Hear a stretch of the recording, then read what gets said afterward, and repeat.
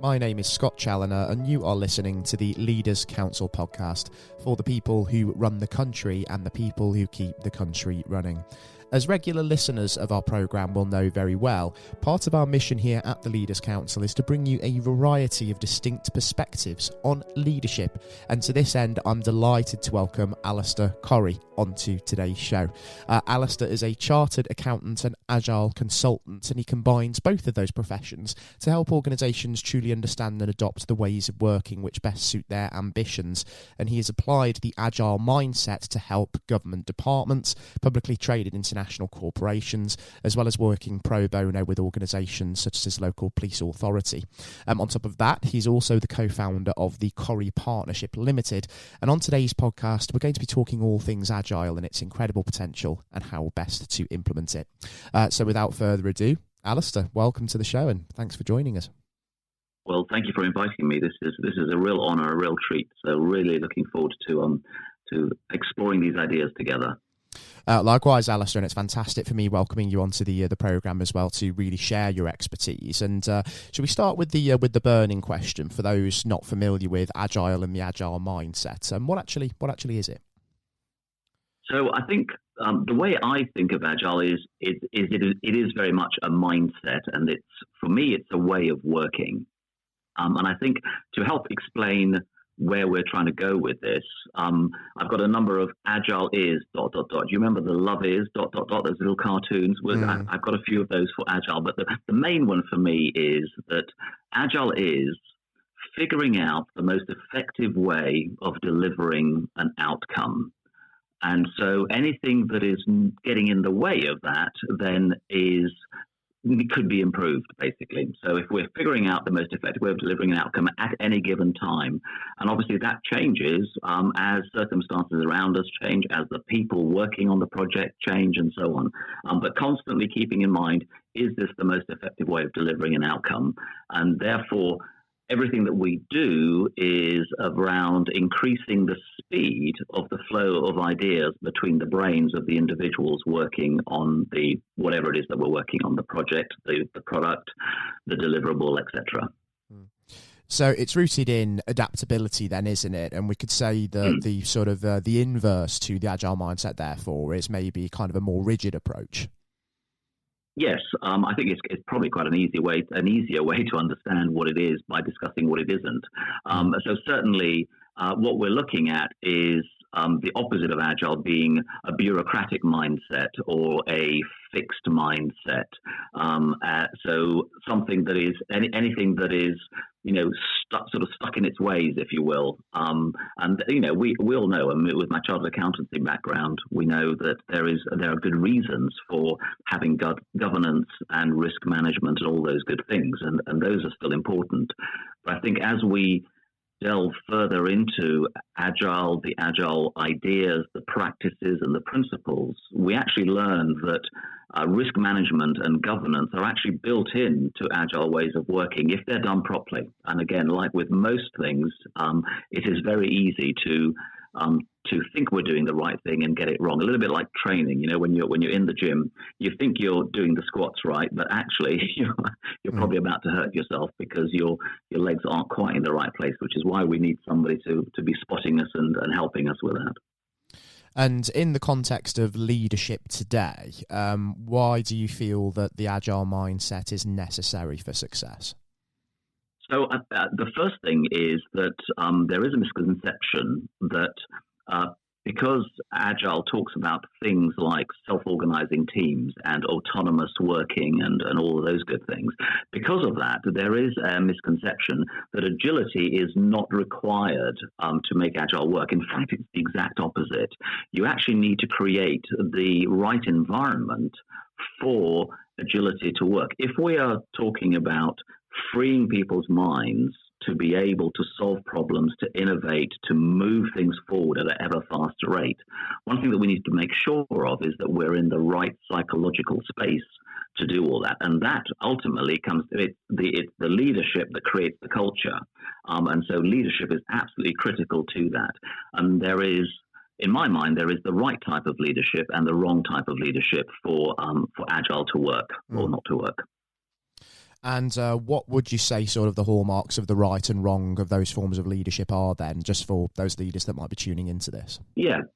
So I think very simply, most leaders today they've probably read all the books, and they've probably attended most of the seminars or most of the workshops and got the certifications in the right type, or what I call the right type of leadership. So we're talking about an emotionally intelligent servant leadership. We're talking about the type of leadership that is mentoring and coaching their colleagues, rather than trying to control them, trying to, sort of beat them up and get them to stick to a plan and so on. So it's moving away from the bureaucratic command and control leadership to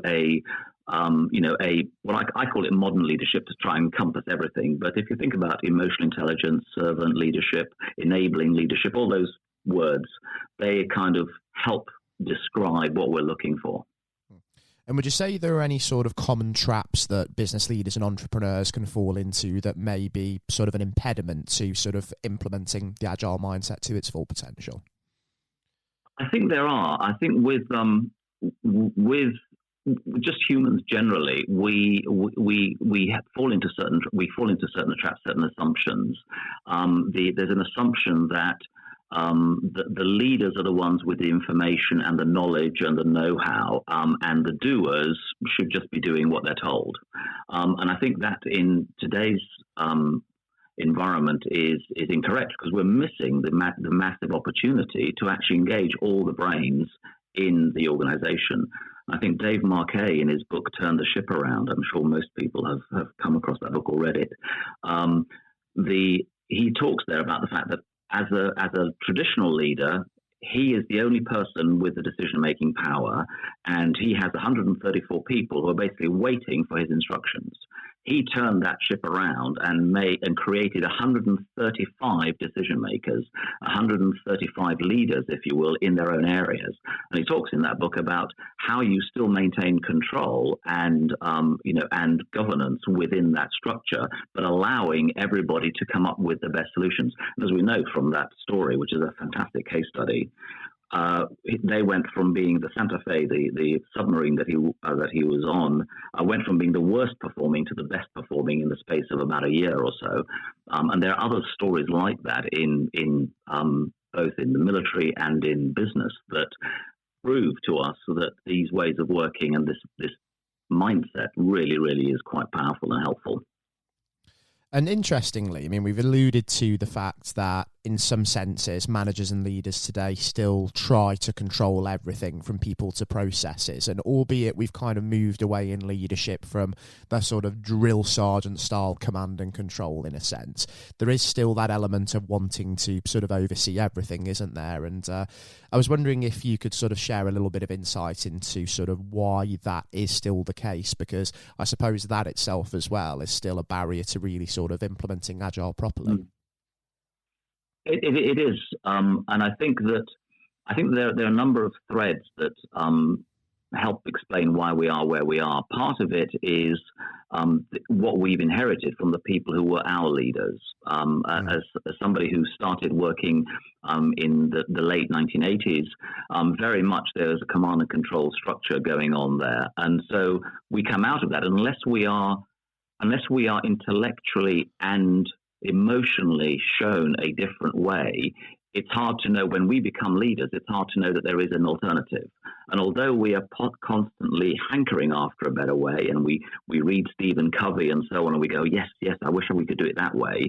Ultimately, the culture of the organizations that we work for drag us back into that. So I think part of it is just our history. And I think, and part of it also is, in some cases, is personality styles. I think there's some of us who are more trusting, more able to be relaxed enough to allow things to evolve for a little while, whereas others very much feel, and often it's a fear of letting down the team. I notice this a lot. People, you get promoted into a leadership role, and you don't want to let your team down, and therefore you try and control everything. It actually has the opposite effect to what you're trying to do. So I think a couple of main themes that have led us to where we are. Yeah, I completely understand where you're coming from. I think sometimes leaders can be the best intentioned, can't they? Yeah, in terms of looking over their colleague's shoulder, but it can be quite sort of off-putting and quite imposing, can't it? Whereas if you do sort of take that step back and allow people to have that sort of independence, show that trust in them and what they're doing, it can really help them to sort of really unleash that potential. I think you're right. I think most people are well intentioned, and I think most people are trying to do their absolute best. They just don't have the information and the experience that there is a better alternative that they can do, which is why it's good to be able to practice these things in small experiments or even outside of the work environment. Practice the main ideas of Agile and the main ideas of this type of leadership to see that they work. And as soon as you have that confidence that it is working, you're then more likely to bring that back into a corporate environment. And I suppose there's almost, for that kind of hands-on leader who is always over the shoulder of their colleagues, a little bit of a failure, if you will, in the sense of their strategic role, isn't there? Because when you are trying to still control everything on the shop floor, let's say, the focus, you take your eyes off the ball in terms of the greater strategic vision, don't you? And I think it's been proven to us quite clearly in recent years that the future is anything but predictable. So you have to plan strategically, and if you sort of if your attention is diverted away from that, the consequences can be quite dire, can't they? They certainly can, and I think it's we hear these phrases, don't we? If you fail to plan, you plan. If you fail to plan, you're planning to fail, and that is a truism. But there's also an opposing truism, which is that no plan survives contact with the enemy. So how do you marry those two things together? And I think the Agile mindset allows us to do that, in that we have to plan more rigorously and more frequently than we do in a traditional plan-driven approach, because basically almost every day we are revisiting the plan based on the new information that we have, and we are adapting our plan in order that we stay focused on that outcome that we're looking to deliver. So if the plan is taking us off course and we're not going to deliver the thing that we promised, then we need to change the plan. We don't change the end goal, we change the plan, and that's how we try and that's how we create success, basically. And that's sort of the Agile mindset in a nutshell, isn't it? So just for, again, the listeners that are tuning in, and if we talk about sort of Agile in action, are there any quite sort of famous or obvious case studies where it has been successful that we can draw upon? There are more and more these days, which is really exciting, and I think it's not hard to find them, and some of us are sort of collecting them, and I love collecting them. So if anybody's got a great story to tell, please do let us have that. But I think for me, the big thing about the Agile mindset and these ways of working is that we're not just making small improvements. We're not improving something by 1 or 2 or 3%. We're actually making really, really significant changes. And the way I like to describe it is, we would normally, we'd break open the bottles of champagne if we managed to improve something by 5%. I mean, that would be just massive. But what we're looking at with Agile is, what if that 5% number becomes the new goal? An example of this is that I have is around the cost of taking a kilo of payload into space.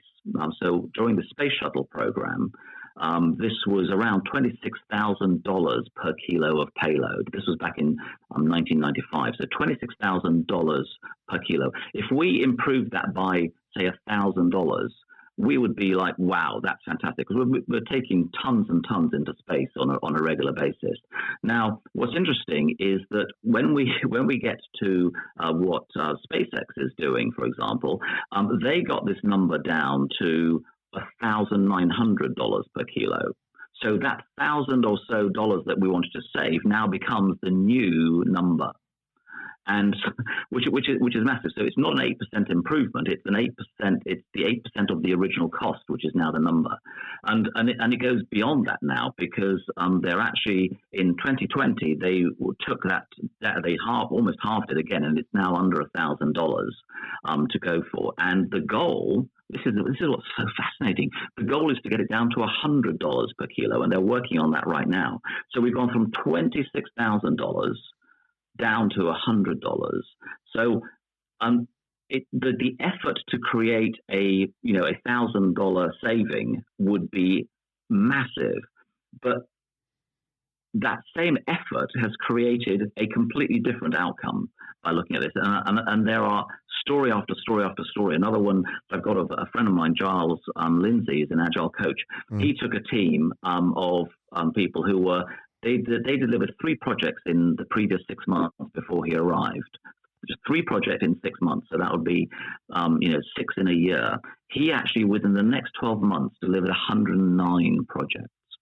Now, if he had doubled from 6 to 12, he would have been thought of as a hero. But to go from 6 to 109, and those are the sorts of things that we can look at. And if we work together, we will find ways of delivering these things. Another famous story, a last one I'll just ping here, which is it used to take 3M around 7 years to go from concept to launching a new product. There's a great story which I can share the link with, where the person requesting the new product said, "Well, I need it in 7 weeks, not 7 years." And because they applied some agile principles, they figured out how to do this. They actually delivered it in 5 weeks. So from 7 years down to 5 weeks to deliver a new product is just. These are the sorts of things that I get very, very excited about and that I want to be able to share, because imagine the impact that's going to have on humanity and how we end up progressing humanity over the next 100 years. It's incredible, isn't it? And it isn't necessarily just big businesses where this is applicable either, is it? I mean, you've been working in sort of the fintech space and actually applying the Agile mindset as well to great success also.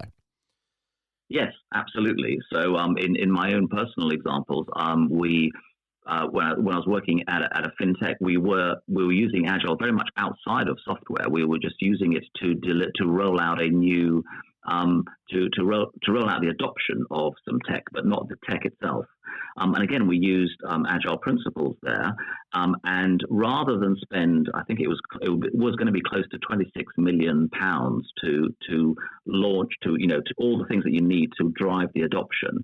We actually did that with basically no extra cost. No extra financial cost than the cost of us humans that were already working there. All we did was we used increments of time, and we worked with each other to roll this thing out. And what was amazing was that without spending all that money, and just by doing it ourselves, by applying these principles, we actually ended up delivering a rollout that was 6 times faster than the next fastest rollout. According to Microsoft, who we were working with at the time, they said that for a company at our size, we were 6 times faster than the next fastest. And again, that was without shelling out millions of pounds. It was really amazing. Really enjoyed that. Absolutely amazing. Some of the the impact that the Agile mindset can have when implemented properly. And I suppose again, just in light of the listeners that are tuning in, what practical steps can we actually take to sort of move toward the Agile mindset away from that more sort of bureaucratic one that we've already talked about? So I think there are a number of ways to approach this. So there are 8 main ideas of Agile, and we can focus on those, I think, as a starting point. But there are also various versions of something called the Agile Leaders Manifesto. So this is looking at what we should do instead of what we maybe are doing, and there's a number of those. But I think probably the 8 ideas help us sort of bring all this together. And the first idea is this concept of focusing on the customer, focusing on the user, and making sure that they are front and center. And within that, we're focusing, as we've already mentioned, we're focusing on outcomes, not outputs. So it's not about delivering. I use in sporting analogy, we're in the middle of the World Cup, so this makes sense. Scoring a goal is an output. Winning the game is an outcome. You can score a lot of goals and still lose the game. So it's focusing on the outcomes. I think those two there are are the first big idea. The next one is, of course, collaboration and really learning how to collaborate. We think that's easy and we take it for granted, but there is some really amazing nuances around collaboration that we need to look at. And the purpose of that collaboration is to deliver value now. So you want to deliver something of value to the customer every iteration. We love working in small, contained periods of time. And after every period of time, whatever that is, whether it's an hour or 2 weeks or a month, we want to be delivering something of value that the customer can look at and then can review and discuss with us.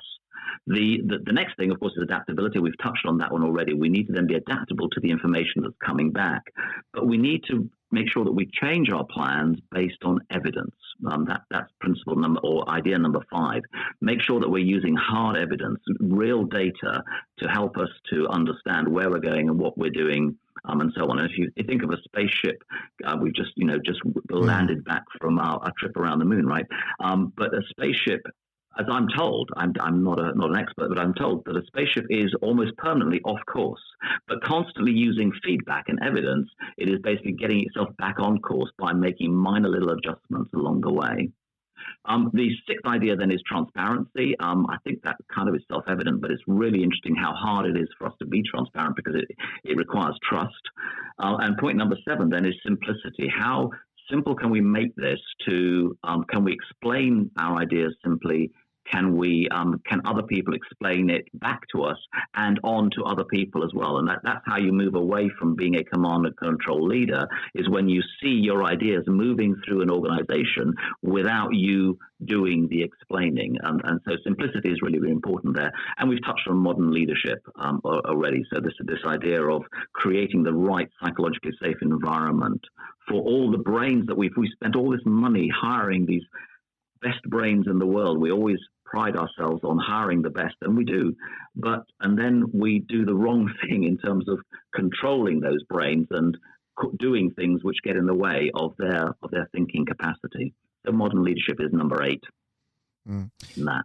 Yeah, fantastic. And I think it's important as well, with the anecdote of the spaceship that we talked about just now. I mean, does that sort of allude to the need for a little bit of almost a coaching element to leadership as well, in the sense that, those in control on the ground, they are helping guide the ship on course because it's slightly off course throughout the entirety of the time and it's correcting itself along the way. But they still trust those who are on board to do the job as well. So that's kind of the perfect anecdote, isn't it? I think that's a really good development of that anecdote, absolutely. And I think and coaching is vitally important. And I'm one who has resisted coaching and being coached for a very, very long time. Hopefully I'm over that now. But it was always kind of like, that feels like a waste of money. That feels like I'm bringing somebody in who doesn't know what I know, so how can they possibly help me, and so on. But just having somebody who can observe, and I'm always impressed with tennis players, how they will have coaches who can never do what they can do, the tennis players can do, but they are invaluable to the overall success of what's going on because they can see things that we can't see when we're in the middle of it. We can't see it, and so vitally important, I think, to have somebody. It's not about holding your hand 24/7, but being able to check in with somebody, say once a week, once a fortnight, or something, and talk through the things and figure things out together. And bring a different perspective, I think is really, really helpful. So I definitely would agree with that. It's almost like being in the gym, isn't it? Something that we talked about as well already, in the sense that you might be thinking you're doing the squat absolutely right in your own head, but then as soon as somebody looks at you in the form that you have, they might have one or two things to pick at that you can use to improve. That happened to me just today. This morning I was in the gym today, and I've been doing squats for forever, and still bless him, Lee goes, could you put your feet just a little bit wider apart? There you go. Now you've got it. And of course, I can't see myself doing it because I'm not doing it in the mirror. So it doesn't matter. I think the story of the skiing, I don't know if I've shared this one with you. I've been skiing now for 14 years. It's quite embarrassing really, because I felt epic. I've always felt like I know what I'm doing. And I can cope with most things, and I enjoy black runs and all those things. And I just think, oh yes, and I'm normally carrying the GoPro, so I'm videoing everything else, and I'm videoing other people skiing, and I'm going like, yes, I must look like that. They look awesome.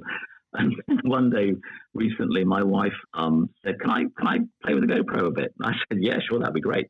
And she filmed me skiing, and I was horrified. I mean, I was so shocked. I mean, the only way I can describe it is that I looked like a chimp on a toilet. That's basically what. And I thought I was, in the perfect position for skiing, and I wasn't. But without seeing myself from outside, I wasn't able to do anything to change that. And that was a real lesson for me, a real lesson in humility for starters, but also one in, hey, we really need other people to help us on this journey because we have blind spots.